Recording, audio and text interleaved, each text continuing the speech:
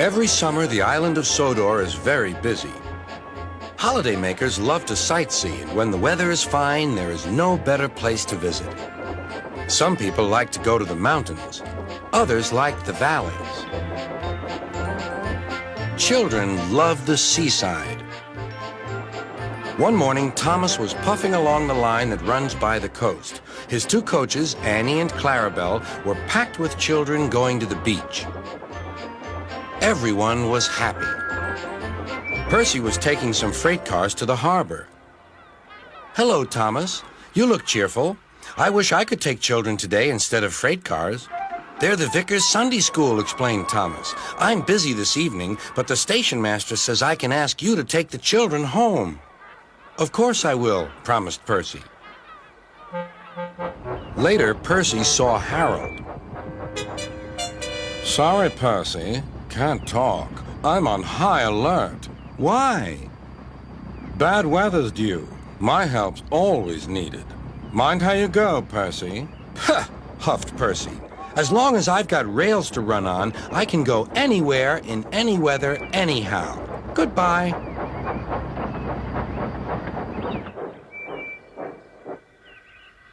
"Be careful," warned Edward. "There's a storm coming."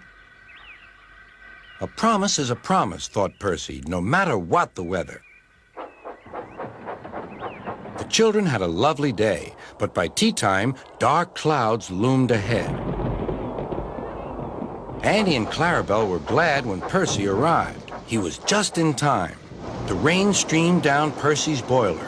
Ugh, he shivered and thought of his nice dry shed.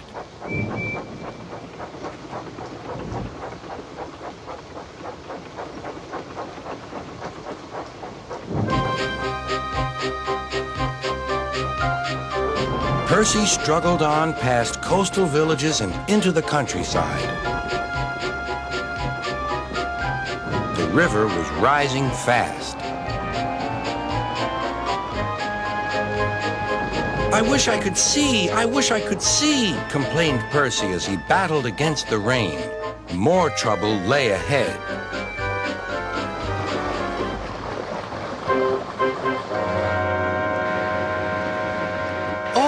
Hissed Percy. "The water is sloshing my fire." Percy's driver and fireman had to find some more firewood. "I'll have some of your floorboards, please," said the fireman to the conductor. "I only swept the floor this morning," grumbled the conductor, but he still helped. Soon Percy's fire was burning well.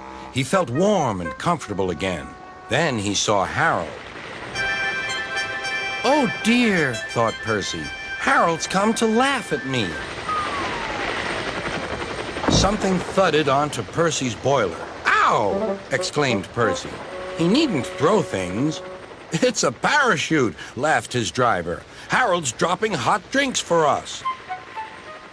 "Thank you, Harold," whistled Percy. "Good to be of service," replied Harold and buzzed away. The water lapped Percy's wheels.